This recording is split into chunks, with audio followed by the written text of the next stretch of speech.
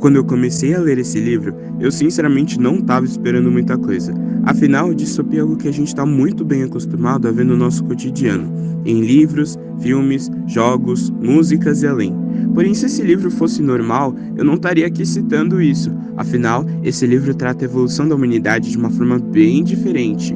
Ele não trata a evolução da ciência como algo separado, mas sim como ela afeta a humanidade num todo. Ao decorrer do vídeo, iremos passar por 4 tópicos, sendo esses: o autor do livro, alguns questionamentos que o livro levanta, como o universo do livro funciona, a história que se passa no livro e, enfim, o que ele pode significar na nossa sociedade.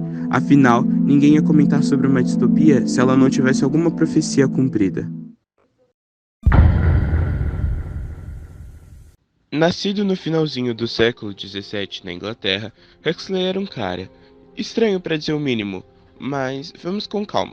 No final de sua vida, ficou conhecido como uma das personalidades mais importantes de toda a literatura mundial e também foi indicado ao Prêmio Nobel 7 vezes.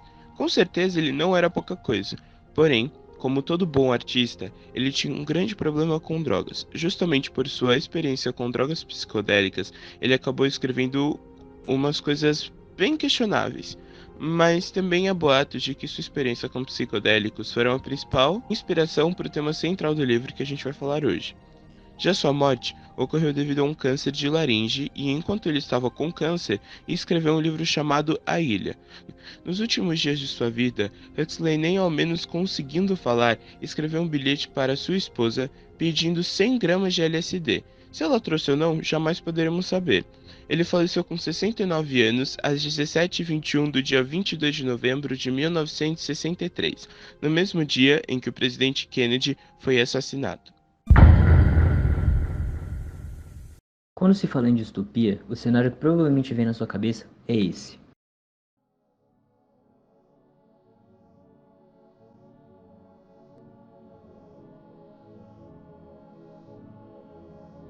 E você tá certo.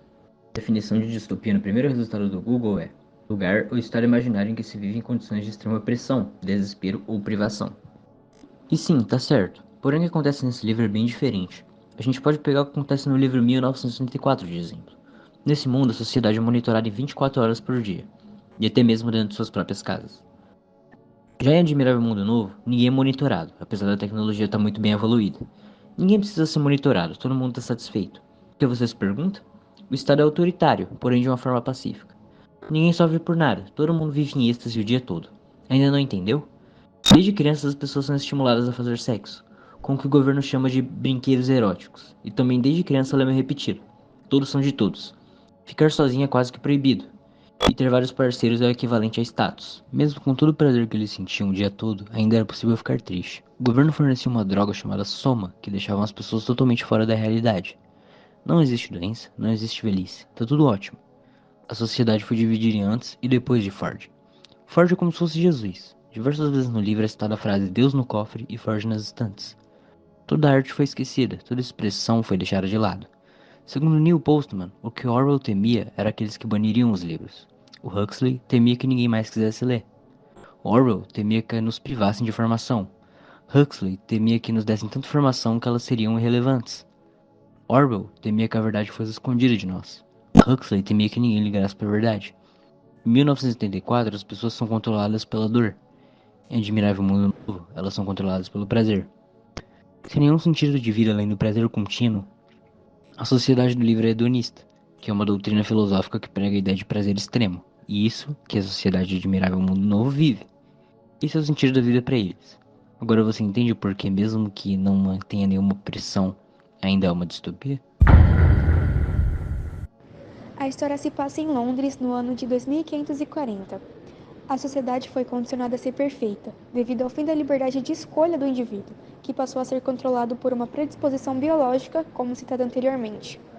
O mundo vive conforme as diretrizes de um Estado mundial, com o seguinte lema: comunidade, identidade e estabilidade. O personagem principal é John, um selvagem isolado da sociedade fordista que vive em uma reserva com a mãe. Nesse mundo, os cristãos que têm filhos de forma natural são encarados como seres inferiores. John, ao entrar em contato com a civilização de Ford, é questionado. Abre aspas. O senhor sabe muito bem o que é Deus, não? O selvagem hesitou. Teria gostado de dizer algo sobre a solidão, a noite, a mesa estendendo-se pálida sob o luar, o precipício, o mergulho nas trevas cheias de sombra, a morte. Teria gostado de falar, mas não encontravam-se palavras, nem mesmo em Shakespeare, fecha as aspas. Jesus não faz mais parte dessa história, pois a linha temporal é dividida em antes e depois de Ford. Na linha temporal da obra, os personagens vivem no ano de 632 depois de Ford. O amor é proibido e sexo é estimulado. O ser humano é privado das dores naturais da vida e se debruçam diante do prazer contínuo e ininterrupto. Usam a droga soma que evita a angústia, a dor e conserva a alegria. Abolem o nome do pai e da mãe do vocabulário da sociedade. Mulheres usam remédio para evitar a gravidez e deformações dos corpos. Normalizam os muitos parceiros sexuais, ou seja, a poligamia. Além de John, a trama tem sua condução inicial com o personagem Bernamax, que durante a sua fabricação algo deu errado. Na produção de Humano Alpha Plus, deram, por engano, os nutrientes de Humano Beta. Portanto, Bernamax tem um defeito de fabricação, ele é um alfa mais. Todavia com os nutrientes de um beta, que é menos que um alfa. Ele é um desvio, uma desordem na ordem. Tal desilusão o levou a uma tribo de selvagens, onde conheceu Linda, que foi expulsa da civilização por estar grávida, que é a mãe de John. Existe uma afeição e um fascínio de verdade por mãe e filho, o que faz levá-los ao mundo novo. O significado do livro é emblemático, podendo significar muitas coisas. A desvalorização da arte retratada no livro é quase como uma profecia, já que a maior parte do conteúdo criado hoje em dia é feito para entretenimento superficial. Rushley conseguiu comentar sobre preocupações da época e também de preocupações que nos séculos depois ainda temos. O livro questiona o papel da tecnologia na nossa vida, a importância da liberdade individual e os perigos de uma sociedade que prioriza o controle e a estabilidade em detrimento da criatividade, da emoção e da liberdade. No mundo moderno, onde o entretenimento digital, o consumismo desenfreado e a vigilância tecnológica são realidades cada vez mais presentes, a mensagem de Rushley é mais atual do que nunca.